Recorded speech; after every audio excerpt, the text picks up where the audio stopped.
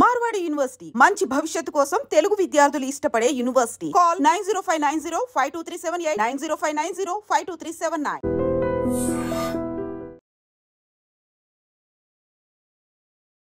అందరికీ నమస్కారం. నేను Swaroopa Potlapalli. Welcome to trending topic.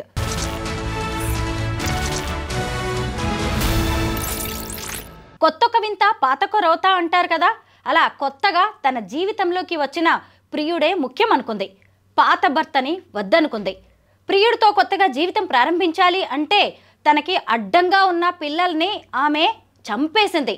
ఇంతకీ కామంతో కళ్ళు మూసుకుపోయి కన్న బిడ్డల్నే కడతేర్చిన ఆమె ప్రియుడితో సహా ఇప్పుడు కటకటాలు లెక్క పెడుతోంది. ఇప్పటికే మీకు అర్థమై ఉంటుంది కదా, ఆమె మరెవరో కాదు, సంగారెడ్డి జిల్లా అమీన్పూర్లో కన్న బిడ్డలు ముగ్గురిని చంపేసిన రజిత కేసులో అనేక విషయాలు బయటకు వస్తూ ఉన్నాయి.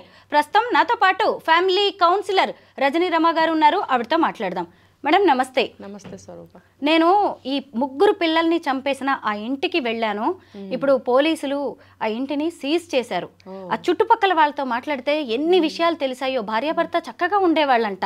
పిల్లలు కూడా చక్కగా ఆ వీధిలోనే ఆడుకుంటూ చక్కగా స్కూల్కి వెళ్ళొస్తూ ఎంత బాగుండేదో అంట ఆ కుటుంబం. ఎప్పుడు ఆ అమ్మాయి కూడా తేడాగా లేదు. భర్త మంచివాడు, చక్కగా ఇద్దరు కుటుంబాన్ని లాగిస్తూ ఉన్నారు. అలాంటి పరిస్థితుల్లో ఈ మూడో వ్యక్తి ఎప్పుడైతే ప్రవేశించాడో 3 నెలలుగా వాళ్ళ కుటుంబంలో కలతలు మొదలయ్యాయి. చివరికి ఆ చిన్న కుటుంబం ఛిద్రమైపోయింది. దీనంతటికి కారణం ఎవరు, ఏంటి అనుకుంటున్నారు మీరు? ఆ స్త్రీ రజిత ఎవరైతే ఉన్నారో ఆమె బుద్ధి వక్రించబట్టే కదా. ఇప్పుడు దిగు అనేవాడు ఎప్పుడు కూడా తప్పు కాదు.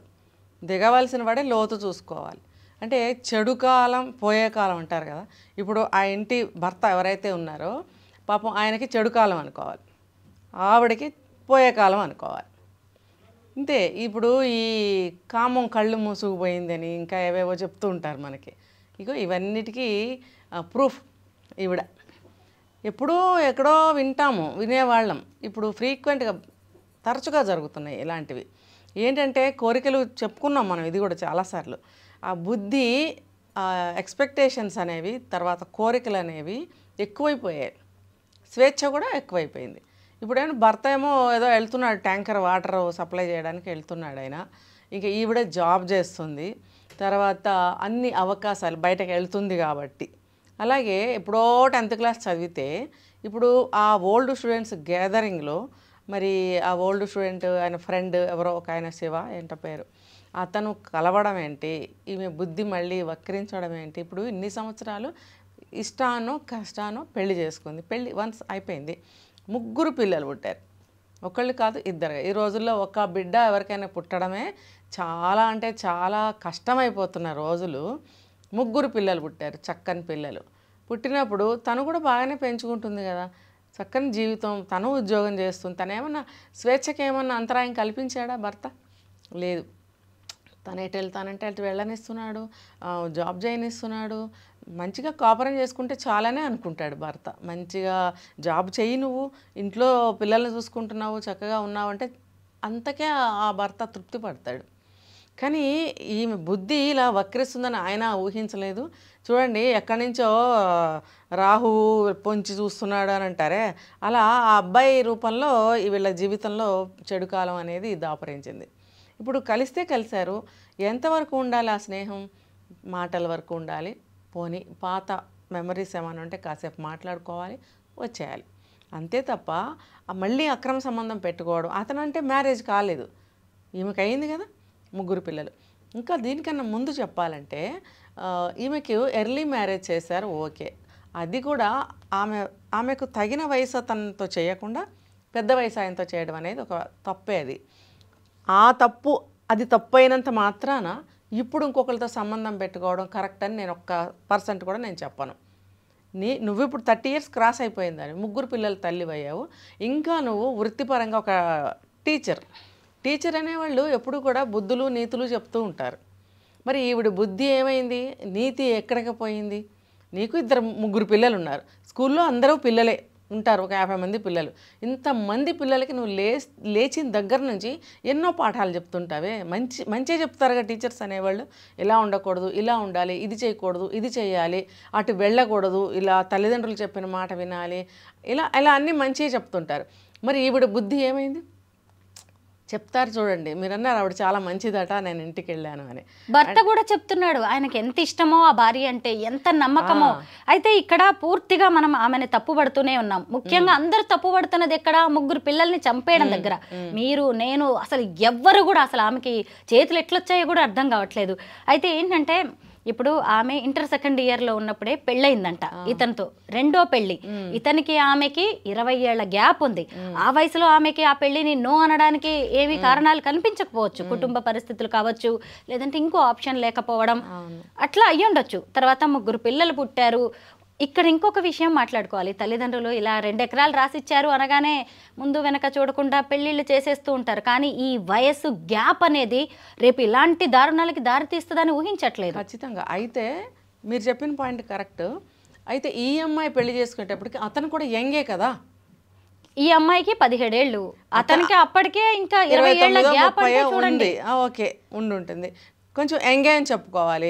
ఇద్దరు మంచిగా కాపురం చేసుకున్నారు, ముగ్గురు పిల్లలు కూడా పుట్టారు. పుట్టినప్పుడు అతనితో జీవితం నీకు బాగుంది కదా.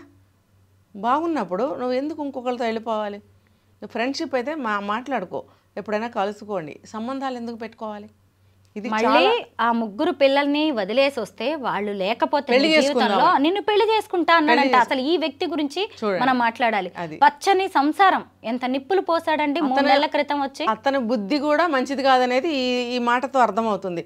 నువ్వు కూడా కలిసావు అమ్మాయిని ఇన్ని సంవత్సరాల తర్వాత. కలిసినప్పుడు మంచిగానే మాట్లాడు, ఏమన్నా ఇష్టం ఉంటే ఇంకో 2 మాటలు మాట్లాడు, వెళ్ళిపో.